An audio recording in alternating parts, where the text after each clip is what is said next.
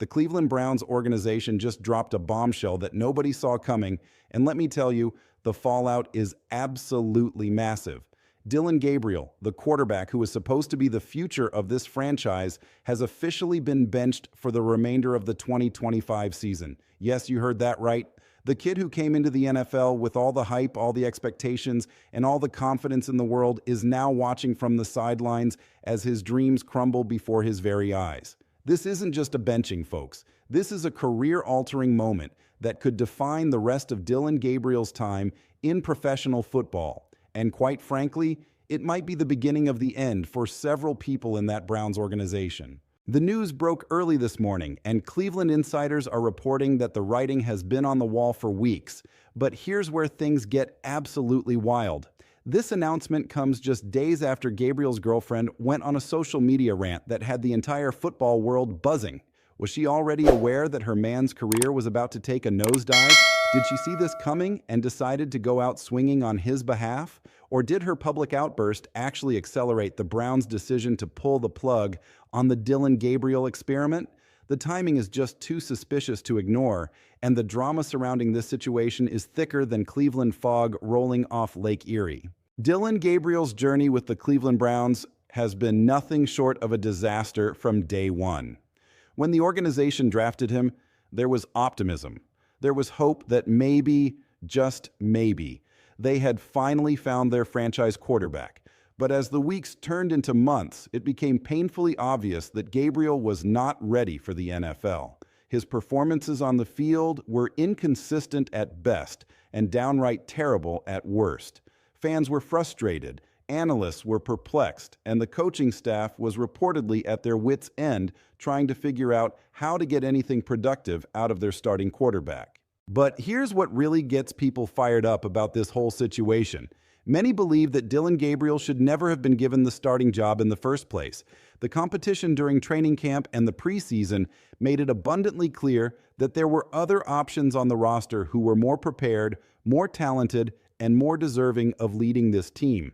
Yet, for reasons that still baffle football minds across the country, the Browns brass decided to hand Gabriel the keys to the offense. Kevin Stefanski, the head coach who has been under tremendous pressure himself, made the call to start Gabriel over other candidates, most notably Shedeur Sanders, who had shown flashes of brilliance whenever he got the opportunity to step on the field. The decision to start Gabriel over Sanders was questionable from the beginning.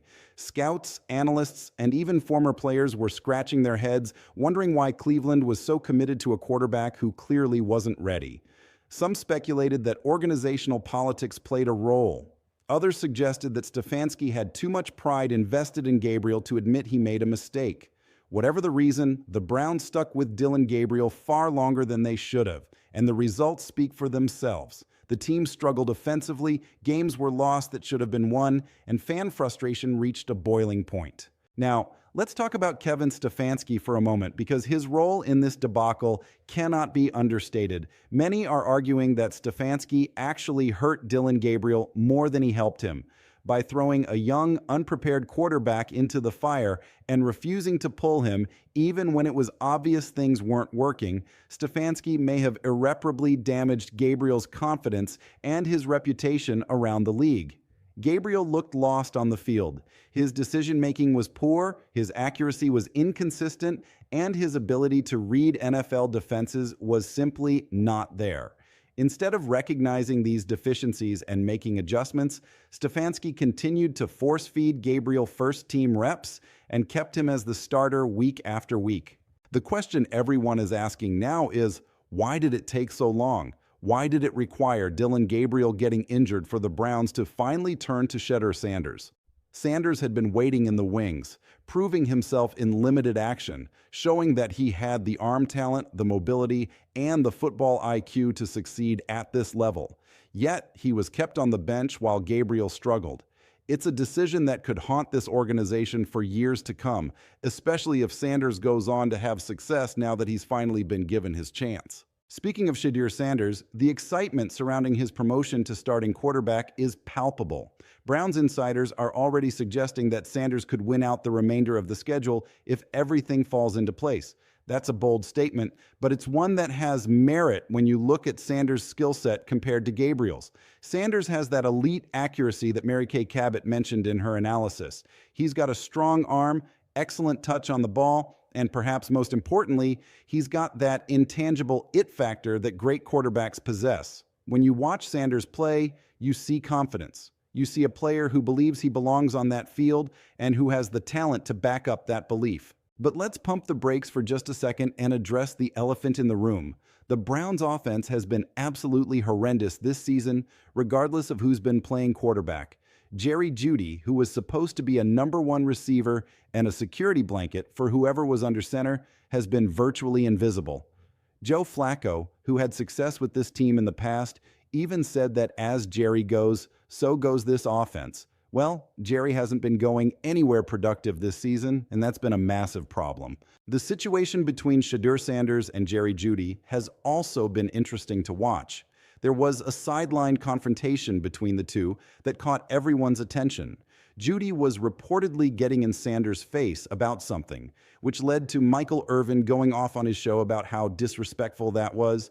Irvin made a great point when he said that the quarterback is not your enemy. You can't be coming at your signal caller like that, especially in front of cameras and teammates. It creates division, it destroys chemistry, and it makes everyone uncomfortable. Jeudy caught a beautiful pass from Sanders just last week, but instead of building on that momentum and that connection, he chose to create drama. That's not how you build a winning culture, and that's certainly not how you support a young quarterback who's trying to find his footing in this league. Now back to Dillon Gabriel. What does the future hold for him? According to Browns insiders, Gabriel could remain with the organization as a backup quarterback, either for Cleveland or potentially for another team. But here's the reality. If Kevin Stefanski gets fired, which many believe is inevitable at this point, Dillon Gabriel is probably gone too. The two are linked together at this point. Stefanski hitched his wagon to Gabriel, and when one goes down, the other is likely to follow. The Haslam family, who owns the Cleveland Browns, has an interesting history when it comes to firing coaches. According to reports, they've never outright fired a head coach by saying, "You're no longer part of this organization." Instead, they've historically allowed coaches to find other opportunities and essentially let them leave on their own terms. It's a classy way of handling things, but it also means that sometimes coaches stick around longer than they should. Could this be the year that the Haslams finally pull the trigger and make a definitive statement? Could they actually fire Kevin Stefanski outright and send a message that the current direction of this franchise is unacceptable? Time will tell, but the pressure is mounting with every passing week. What's particularly frustrating for Browns fans is that this entire situation could have been avoided. Going all the way back to June, it was obvious to anyone paying attention that Dillon Gabriel was not the guy. The warning signs were there during organized team activities, they were there during training camp, and they were definitely there during the preseason. Yet the organization chose to ignore those signs and move forward with Gabriel as their starter. It was a decision based on hope rather than evidence, and that's never a recipe for success in professional football. The NFL is an unforgiving league. Unlike college football, where superior talent and coaching can mask deficiencies, the professional game exposes every weakness. Dillon Gabriel's weaknesses were exposed early and often. And unfortunately for him, those exposures happened on national television in front of millions of viewers and under the intense scrutiny of social media. Every bad throw, every poor decision, every sack taken because of a failure to read the defense was documented, analyzed, and criticized. That's the reality of being an NFL quarterback in the modern era, and Gabriel wasn't prepared for that level of pressure and criticism. But let's be fair for a moment, this isn't entirely Dillon Gabriel's fault. Yes, he didn't perform well, but he was also put in a terrible position by the coaching staff and front office. They drafted him knowing he needed development time. They saw during the offseason program that he wasn't ready, yet they threw him into the starting lineup anyway, surrounded him with an underperforming supporting cast, and expected him to somehow figure it out on the fly. That's not how you develop a young quarterback. That's how you destroy one. The proper way to develop a quarterback is to bring him along slowly. Let him learn the speed of the NFL game from the sidelines. give him limited action in games that are already decided, and gradually increase his responsibilities as he demonstrates readiness. The Browns did none of that with Dillon Gabriel. They went from 0 to 100, and the results were predictable. Gabriel looked overwhelmed, overmatched, and completely out of his depth. His confidence was shattered, his mechanics broke down, and by the end of his time as the starter, he was playing scared football. That's on the coaching staff as much as it's on him. Mary Kay Cabot, the longtime Browns reporter who has covered this team for decades, has been particularly interesting to listen to throughout this saga. She's made some comments that have raised eyebrows and sparked controversy. First, she referred to Shedeur Sanders as fun-sized, which many interpreted as a dig at his height. Then, in her most recent analysis, she suggested that Sanders needs to stay humble and not feel like he's arrived just because he wins a game or two. That comment rubbed a lot of people the wrong way because confidence is exactly what you want in a quarterback. Sanders has earned the right to feel confident. He's proven himself at every level, from high school to college to now getting his opportunity in the NFL. The last thing he needs is for people to be trying to temper his confidence or suggest that he should feel less sure of himself. This brings up an interesting point about how quarterbacks are evaluated and discussed in the media. There seems to be a double standard at play. When certain quarterbacks display confidence and swagger, they're praised for being leaders and having that alpha mentality. But when other quarterbacks do the same thing, they're criticized for being arrogant or told they need to stay humble. It's inconsistent, and it's something that deserves to be called out. Shedeur Sanders has every right to feel confident. He's worked incredibly hard to get to this point. He's overcome obstacles and skeptics his entire career, and now he's finally getting his shot to prove he belongs in the NFL. Let the man be confident. Let him have swagger. That's what great quarterbacks have. Michael Irvin, the Hall of Fame wide receiver and current analyst, weighed in on the Jerry Jeudy situation, and his comments were absolutely on point. Irvin emphasized that the quarterback is not your enemy. You don't confront your quarterback on the sideline in front of everyone. If you have an issue, you handle it privately, like professionals. You have a conversation, you work through whatever the problem is, and you move forward together. That's how championship teams operate. Judy's decision to confront Sanders publicly was immature, counterproductive, and frankly, it raises questions about his professionalism and his commitment to the team's success. Irvin also pointed out that Sanders threw Jeudy a beautiful pass the previous week, a perfectly placed ball that allowed Jeudy to make a nice catch. But instead of coming off the field excited about the connection they were building, Jeudy was doing his own thing, not really celebrating with his quarterback or showing appreciation for a great throw. That's not how you build chemistry with your signal caller. That's not how you develop the kind of relationship that leads to productive offensive football. If Jeudy wants to be a number one receiver, if he wants to be the guy that his quarterback trusts in crucial moments, he needs to change his approach and his attitude. The Browns' offensive struggles this season have been comprehensive and devastating. It's not just the quarterback position that's been problematic, although that's certainly been a major issue. The offensive line has been inconsistent in protection. The running game has been largely ineffective. The receivers haven't been able to create consistent separation. The play calling has been questioned. It's been a perfect storm of dysfunction, and it's resulted in one of the worst offenses in the entire NFL. That's why evaluating Shedeur Sanders fairly over these final games is going to be challenging. Even if he plays well, people will question whether he's actually good or whether he's just better than the incredibly low bar set by Dillon Gabriel. This is the trap that the Browns find themselves in now. They need to figure out if Shedeur Sanders is their quarterback of the future, but they're trying to make that evaluation while surrounding him with a broken offense and a dysfunctional situation. It's not ideal, and it's not fair to Sanders, but it's the reality of the situation. The Browns absolutely must know before the 2026 NFL Draft whether they need to use a high pick on a quarterback. If they can't definitively say that Sanders is the guy, they might need to draft another quarterback and start this entire painful process over again. That would be a nightmare scenario for Browns fans who have endured decades of quarterback instability and disappointment. The broader implications of this Dillon Gabriel benching extend beyond just one player's career. This situation reflects poorly on the Browns' organizational decision-making.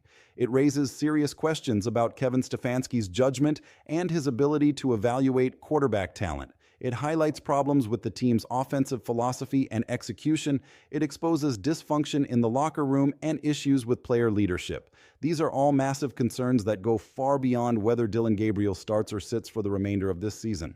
Jimmy Haslam and the Haslam family are reportedly frustrated with the current state of affairs, and rightfully so. They've invested enormous amounts of money into this franchise. They've hired what they thought were the best coaching minds. They've drafted players they believed would become stars. They've made big free agency splashes. And yet the results remain the same year after year. The Browns continue to underachieve, continue to disappoint, and continue to give their passionate fan base reasons to be frustrated and angry. At some point, ownership has to step in and demand accountability. They have to make difficult decisions about the future direction of this franchise, even if those decisions are uncomfortable or go against their natural instincts. For Dillon Gabriel personally, this is a devastating blow.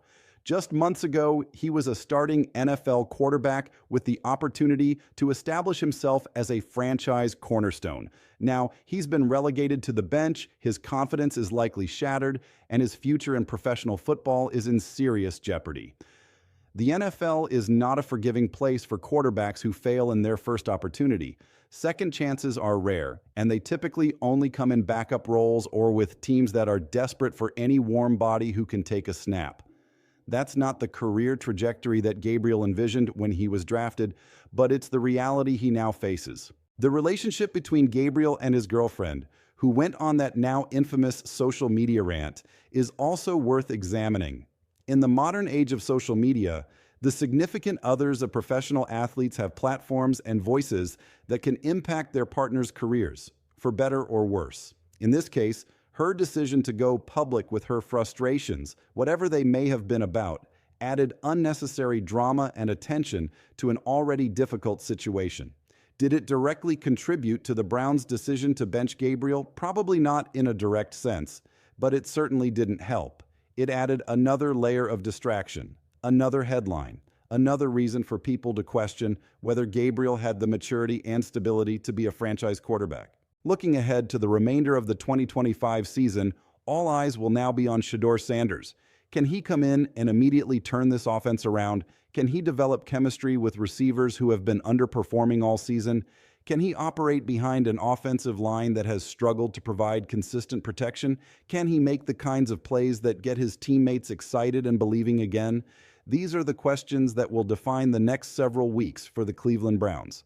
The schedule certainly provides opportunities. There are winnable games remaining, and if Sanders can catch fire and lead this team to victories, it would completely change the narrative surrounding this franchise. Instead of talking about another lost season and organizational dysfunction, we'd be talking about a young quarterback who came in and saved the day. We'd be discussing whether the Browns finally found their guy. We'd be looking ahead to next season with optimism rather than dread. But Sanders also needs support from his teammates, particularly on the offensive side of the ball. Jerry Jeudy needs to be a professional and be the #1 receiver this team needs him to be. The offensive line needs to step up their protection and give Sanders time to operate. The running backs need to be more effective to take pressure off the passing game. The coaching staff needs to put Sanders in positions to succeed and not ask him to do too much too soon. If all of those things can come together, there's a real chance that this Browns team could finish the season strong and build some momentum heading into the offseason. Of course, the elephant in the room is Kevin Stefanski's future. Regardless of how the rest of the season plays out, there are serious questions about whether he should remain as head coach of the Cleveland Browns. His handling of the quarterback situation has been questionable at best and disastrous at worst. His offensive philosophy, which worked so well early in his tenure, has become stale and ineffective. His ability to get the most out of his players has been called into question. While he's a good coach in many respects and a quality human being by all accounts, sometimes a change is needed. Sometimes a fresh voice and a new perspective is what an organization requires to take the next step.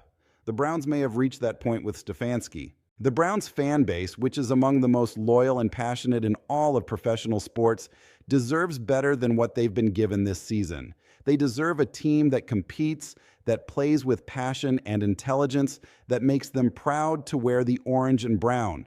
They deserve organizational stability and competent decision-making. They deserve a franchise quarterback they can believe in for the next decade. Whether Shedeur Sanders can be that guy remains to be seen, but at least now he's finally getting his opportunity to prove it. As for Dillon Gabriel, this chapter of his career is closed for now. Whether he gets another opportunity with the Browns or elsewhere in the NFL depends on how he responds to this adversity. Does he sulk and point fingers, or does he put his head down and work to improve every aspect of his game? Does he learn from this experience and come back stronger, or does he allow it to define and limit him? These are the kinds of character questions that every athlete faces at some point in their career, and how Gabriel answers them will determine whether he ever gets another shot at being a starting NFL quarterback. The Cleveland Browns' decision to officially bench Dillon Gabriel for the remainder of the 2025 season is a watershed moment for this franchise. It's an admission that a mistake was made. It's an acknowledgement that change was necessary. It's a gamble on Shedeur Sanders being the answer they've been searching for. And it's a clear message that patience has run out with the current state of affairs. Whether this decision leads to better results on the field remains to be seen, but one thing is certain. The Dillon Gabriel era in Cleveland is over, and whatever comes next has to be better than what we've witnessed so far this season. So what do you think about all this drama? Was the Browns' decision to stick with Dillon Gabriel for as long as they did a massive organizational failure? Is Shedeur Sanders really the answer at quarterback, or is he just going to be another in a long line of failed experiments in Cleveland? Should Kevin Stefanski be fired immediately, or does he deserve a chance to finish out the season? And what about Jerry Jeudy confronting his quarterback on the sideline? Was that inexcusable, or is that just passion and competitive fire? Drop your thoughts in the comments below, because I want to hear what you have to say about this absolute circus happening in Cleveland. And if you enjoyed this deep dive into the Dillon Gabriel benching situation, make sure you smash that like button, hit subscribe so you never miss another video, and ring that notification bell so you're always first to know when we drop fresh content. We've got more breaking news, more drama, and more analysis coming your way, so stick around. Until next time, keep your head up, shake off the haters, and remember that in the NFL, everything can change in an instant. Peace out.